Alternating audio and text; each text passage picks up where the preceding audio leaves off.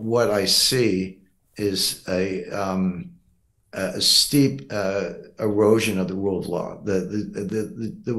And Merrick Garland is as much to blame as Biden. Merrick Garland, it turns out to be a bitter hack. You know, the backstory there was he was nominated for the Supreme Court by Obama, and the Republicans controlled the Senate at the time, and we had a presidential election coming up, and Mitch McConnell said, basically, we're not going to act on it. I don't know if he said that in so many words, but he said, no, we're not putting your guy in. We'll have an election if you win, maybe. But Trump won that 2016 election. And then they got Gorsuch and Kavanaugh and Amy Coney Barrett. So Merrick Garland was deeply embittered by that. He said, hey, I got nominated for the Supreme Court, but I don't get a hearing. I don't get a vote. No, he didn't. But now he's the Attorney General. And he's weaponized this, and he doesn't care about the rule of law. He's just crushing Republicans, and you see it over and over. So that has happened. As far as the impact on Trump, I mean, what I ask myself is, Trump is, I always go back to that Elton John song, I'm Still Standing, and I like the song, it's got a nice melody, but it's like, no matter what you throw at me, I'm still standing. Well, so far, that has been true of Trump. Here's Trump's political problem, then I'll flip to the legal problem. He has the most solid base I've ever seen. And there's a park down the street from where I live. There's a guy sets up 4 or 5 like beach chairs in the park, minds his own business, but he's got these Trump flags, American flag with Trump's picture on it, Trump and all this. And by the way, it's a very liberal neighborhood, but he just sits there and enjoys the day and invites his friends. He's not a protester. He's not burning anything down. He's just got his Trump flags. So that base is, you can't touch it, you can't budge it. But the problem is it's 40%. You can't win with 40%. Now, you need, technically you can say you need 50% plus one, but it's not even that. You need 50% plus one in a set of states that collectively have 270 electoral votes, which that formula doesn't mean more than 50% of the country. It could be 44% of the country, but if you get the right states, you win. But Trump needs that extra 5 or 7 or 10% in a certain number of states, and he can't get there. The 40% doesn't go down, but he hasn't shown the capacity to make it go up because of the Trump haters, basically, and the independents who don't want to go his way, and the women. But they're half the electorate. So that's his problem, and he has not shown the capacity to kind of grow out of that and appeal to the middle. And I'm not saying he should change his positions. He won in 2016, and partly because Hillary was like the worst candidate. Hillary Clinton was the worst candidate. He was fortunate in his choice of opponents. But now that, anyway, so they're pretty entrenched.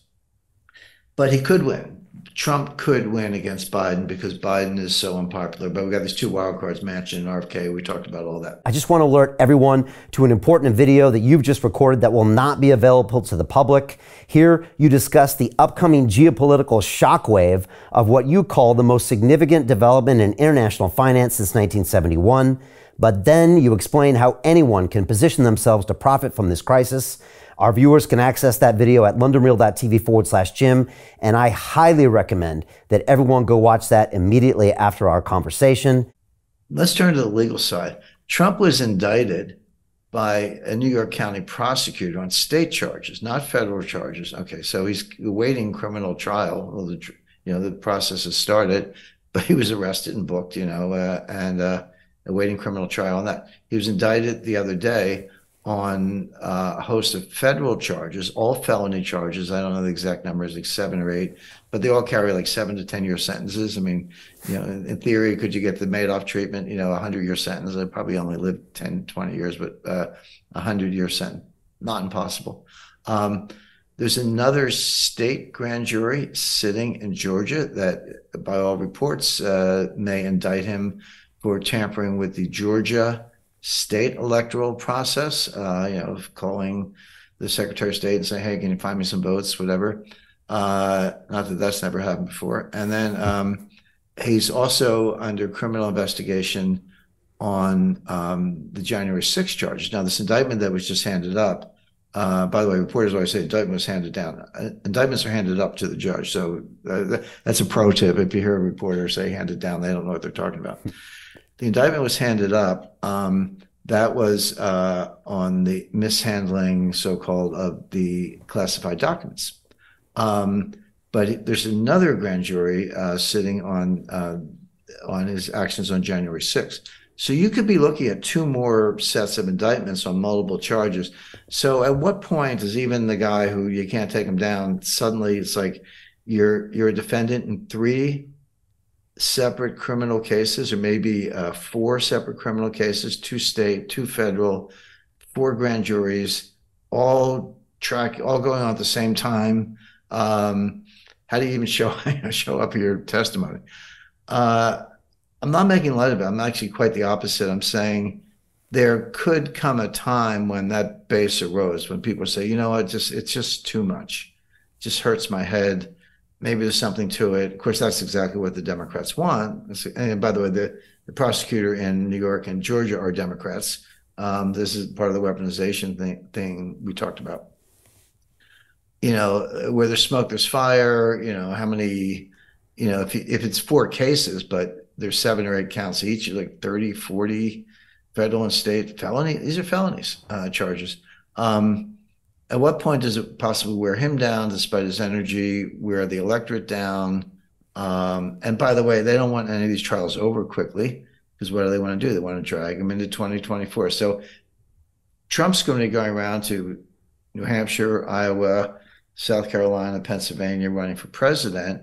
But he's going to be going around to Georgia, New York, and Washington, and Miami, defending himself against criminal charges. I mean, how does that work? And it is unprecedented, by the way. I'm not saying there's a glib answer, because there's never been anything like it in U.S. history. Hey, it's Brian Rose, founder of the DeFi Academy. I've told you my 4-week crypto bootcamp is amazing, but don't take my word for it. This is what my students are saying. The DeFi Academy was an amazing experience for me. It took me totally out of my comfort zone. In this course, I was challenged, I was held accountable, and pushed to do things that honestly weren't always easy. It's been phenomenal, and I can't believe we're already up on our 4 weeks. It has flown by. Going through this DeFi accelerator by far was one of the best courses I've taken. You do this course, you really get into the nitty-gritty of the activities that will make you comfortable with decentralized finance. Thank you so much to Brian and everyone at London Real and the DeFi Academy for even putting together an amazing course like this. Anybody else that wants to do it, please sign up. It is well worth the money.